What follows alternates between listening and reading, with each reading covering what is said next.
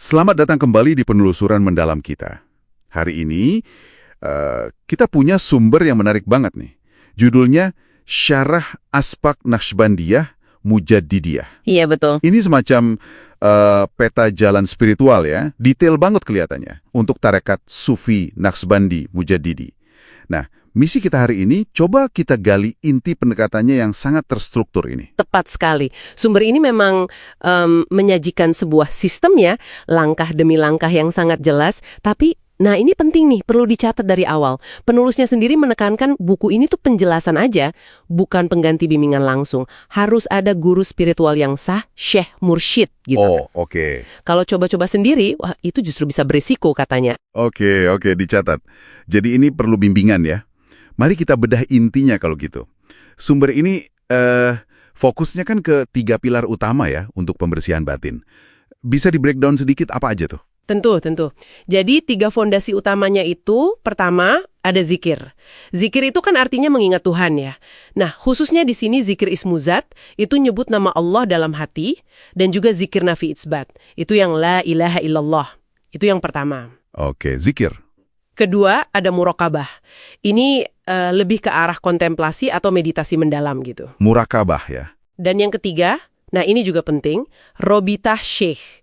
Itu menjaga hubungan spiritual dengan si pembimbing atau syekh. Ketiganya ini saling terkait erat gitu. Menarik. Oke, kita mulai dari zikir dulu deh. Ada konsep kunci nih, lataif. Apa sih sebenarnya lataif ini? Agak asing mungkin buat sebagian kita. Iya, lataif. Bentuk tunggalnya latifah. Ini, gimana ya jelasinnya? Semacam pusat-pusat kesadaran halus lah di dalam diri kita.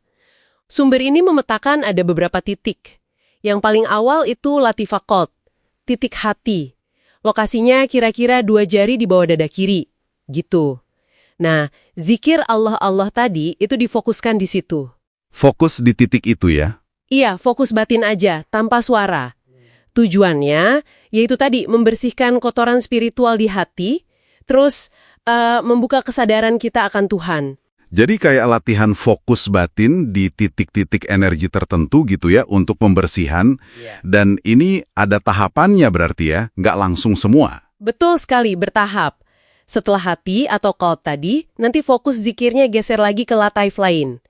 Ada yang namanya ruh, sir, khofi, akhfa. Lokasinya beda-beda.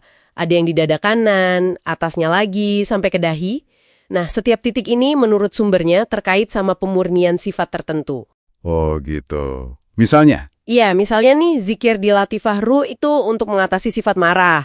Terus di sir buat ngikis ketamakan. Di hafi untuk hasad atau iri dengki. Di akhfa buat kesombongan. Jadi spesifik gitu target penyembuhannya. Wah, rinci banget ya.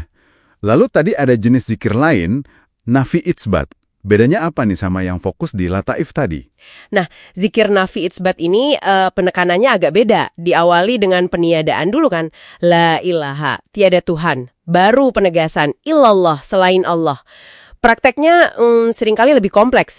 Ada yang pakai teknik tahan napas, ada visualisasi tertentu. Tapi intinya sama, menanamkan makna tauhid ini ke dalam latifah qalb. Tujuannya? Tujuannya biar lebih dalam lagi efeknya untuk mengikis habis keterikatan pada selain Tuhan gitu, mencapai kondisi penyerapan spiritual atau fana yang lebih kuat. Oke, paham. Itu baru pilar pertama ya, zikir. Sekarang gimana dengan muraqabah?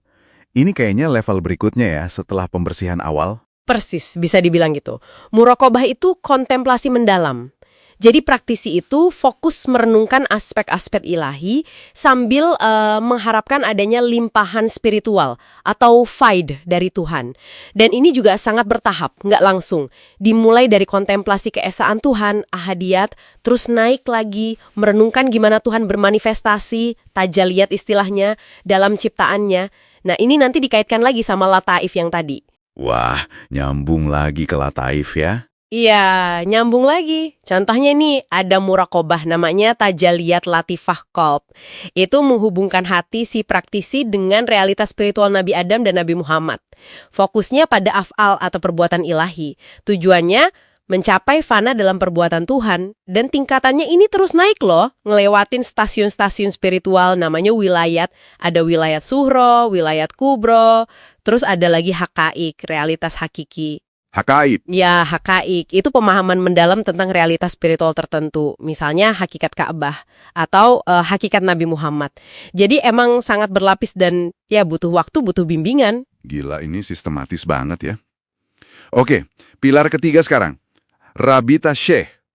Kenapa hubungan dengan guru ini jadi pilar tersendiri? Penting banget kayaknya ya. Iya, penting banget menurut tarekat ini. Rabito Syekh itu intinya menjaga koneksi hati dengan syekh atau pembimbing, baik pas lagi ketemu langsung atau pas lagi jauh. Tujuannya apa? Nah, menurut sumber ini tujuannya itu untuk menerima faid tadi, limpahan rahmat dan bimbingan spiritual dari Tuhan, tapi melalui perantaraan syekh. Oh, jadi Syekh sebagai perantara gitu ya? Betul. Dianggapnya energi spiritual itu perlu disalurkan lewat jalur yang otentik, yang bersambung gitu sanatnya. Prakteknya sendiri melibatkan visualisasi, adab yang ketat, penuh rasa hormat, tapi, nah ini perlu digarisbawahi juga, sumbernya mengingatkan keras agar jangan sampai berlebihan. Jangan sampai jadi kayak kultus individu gitu. Harus tetap proporsional. Ya, sangat terstruktur dalam tradisi Naqsybandi Mujaddidi, mulai dari bersih-bersih batin lewat zikir di lataif, terus diisi dengan pemahaman mendalam lewat muraqabah yang tingkatannya banyak banget tadi, dan semua ini harus lewat jalur yang benar, yaitu bimbingan dan koneksi hati sama syekh lewat rabita. Gitu ya kira-kira? Iya, persis. Yang paling menonjol emang penekanan pada strukturnya itu. Tahapannya jelas, dan urgensi bimbingan yang otentik. Itu ditekankan banget. Setiap langkah, dari zikir awal sampai muraqabah yang tinggi tadi, itu ada tujuan spesifiknya. Mulai dari ngatasin sifat jelek, sampai mencapai puncak pengalaman spiritual kayak fana. Lenyap dalam kesadaran ilahi. Betul, dan bako, kekal bersamanya. Jadi, ini bukan sekedar filsafat atau teori aja ya, tapi benar-benar kayak manual praktek yang rinci banget. Iya. Benar-benar kayak peta jalan spiritual yang detail. Dan penelusuran kita ini, ya ampun, jelas baru menggores permukaannya aja ya. Masih banyak banget kayaknya yang bisa digali. Pasti. Nah, mungkin sebagai pemikiran penutup nih, buat Anda renungkan di rumah, bagaimana pendekatan yang sangat terstruktur ini, sangat bertahap, dan sangat menekankan peran pembimbing, seperti yang dijabarkan di sumber kita ini, bagaimana itu terasa buat Anda? Apakah ini selaras atau justru kontras banget nih dengan gagasan Anda sendiri soal gimana sih pertumbuhan batin atau perjalanan spiritual itu seharusnya berjalan? Menarik untuk direnungkan kan?